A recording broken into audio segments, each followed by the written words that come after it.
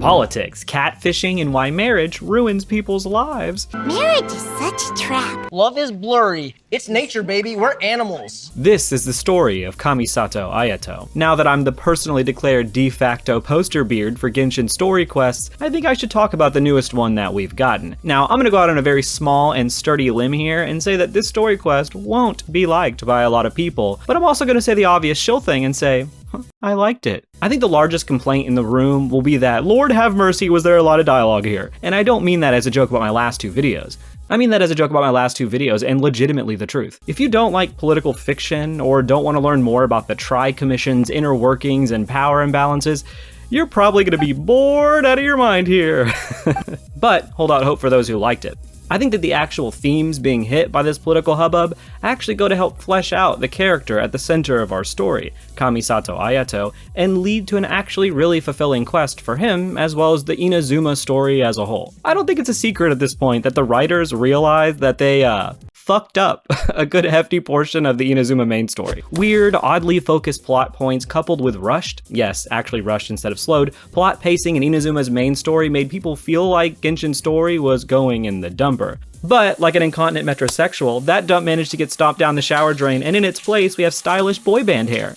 Keep my wife's name out your fuck! We have retcons in here too. Whether or not you want to call completely overhauling and re-explaining A's character in her second story quest, or actually making the stealing of super secret documents make more sense as retcons, is up to you. But I think the writers are well aware of how Inazuma's story has been viewed up to this point, and have completely been attempting to fix certain issues in the recent quests in the nation. When you expect me to take your decisions seriously, yet you're out there rocking that absolute joke of a mustache, bro. So how does this quest fix some of those issues? Well, I think it helps to further flesh out the commissions that have been at the heart of Inazuma's story since the beginning. In the main plot, we really kinda sped past most political intrigue because, you know, we had to hurry up and get the most pointless characters in the story out of the way. And Inazuma was initially rife with political intrigue. And while we'll sadly never see the political intrigue about the Civil War anymore, you know, because they managed to mostly pretend that that didn't really happen, so much so that Dongo milk helps to change the Shogun's mind about the Vision Hunt decree, and not the countless people who died in a war. This quest, and honestly some parts of that first A quest, allow us to see the power imbalances that have occurred because of all that said tumultuous time in Inazuma. Well, how does Ayato fit into this? Well, from the shadows. Ooh. So what is his character? Well, the quest tells us countless things about Ayato. So, number one, the quest tells us that he just doesn't have time for minutia. Whatever Ayato focuses on is important to a much larger, grander goal. He's essentially the big bro equivalent of Light, but instead of giving people heart attacks with a book, he does so with his suave as fuck attire. He's so calculated that when playing chess, he doesn't even have to look at the board even after the pieces have been moved, and that's exactly how he sees Inazuma too. So then, what's the focus here in the quest? Well, it's the most interesting thing you could have thought of.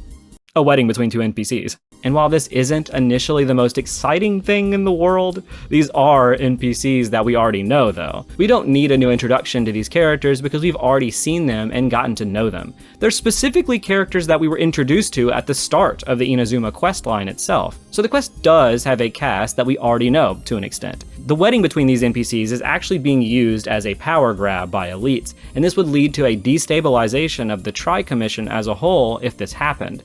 This is what Ayato is so worried about, and why he's so focused. We come to learn that Ayato and Ayaka didn't exactly have the best of childhoods, even though they were from an elite clan.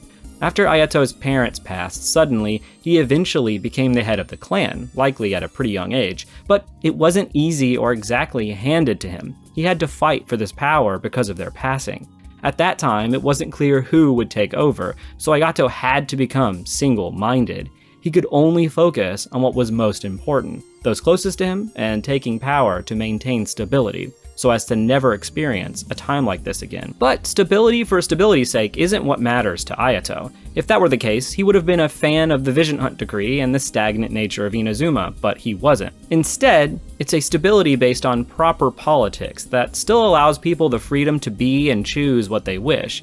He views the Tri-Commission as having checks and balances on one another, so that power and the law can remain in check. This is the stability that Ayato fights for, stability that allows for freedom. Ayato himself seems to have a clear sense of justice and morality too, such as when he helps Chisato to not put herself into a regrettable position where people can take advantage of her, likely because he himself was in that same position when he was younger. He himself even says that if she chose to get married, he would have to accept her decision, even though it would still destabilize the Tri-Commission as a whole. Again, he's not just interested in stability, he truly wishes for people to be able to have a choice. Ayato is articulate and precise with his language, seemingly as a result of growing up in such a politically tumultuous family, with him likely having to learn to watch his words and actions at all times.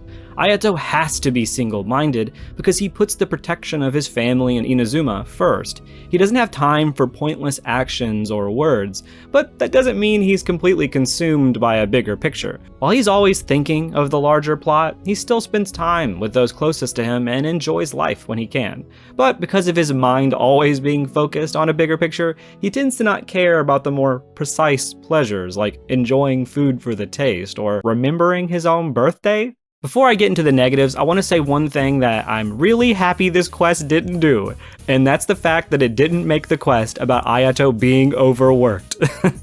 When his character trailer came out, I was beyond worried that we'd get our 4th quest that focuses on someone in power being overworked, and I'm beyond happy that that didn't happen, and let's never have that happen again. Now, the actual negatives for this quest will be the same negatives for people who don't like the story quests. This quest is absolutely driven by its dialogue, politics, and character interactions. Very few bombastic scenarios happen here, and by few I mean like one saving what's-his-face from the cage was at least pressing in the moment, I guess, but the rest of the story sits. It's essentially a detective tale at first, who wrote the letter and why, and then it becomes a political power grab in the latter half, where once Ayato has his bearings on the full picture of the situation, nothing stands in his way in turning the tides and politically driving the situation into his favor. Again, I dug this story quest. It felt like something we would get for the rumored detective character in the future, but instead we got it here, and I'm okay with that. I'd probably place this quest in the upper half of all story quests. I still don't think it hits my top 3 favorites, and that's likely because, while I think the quest does well to further flesh out Inazuma and to perfectly tell us who Ayato is as a character, there wasn't the extra oomph that leads to a quest being one of my favorites. Like that feeling at the end of a quest where everything felt like it was really tightly bound together to fit a single purpose, like how Venti's quest felt at the end. Felt like everything was thematically connected, which Venti's quest is, by the way, still my favorite in the game. But like I said before, I still think this quest shows why the story quests in the game do their job more than well, and why I think they're generally the best story elements that the game has to offer. So much so that they're now retconning things in the main quest because the main quest of Inazuma was not great. And about that main story quest, we happen to get another one. Well, stick around for my next video because I'm gonna let you know what I thought about that next. So here's a video where I recap all of the story quests, and here's the exit. See you next time.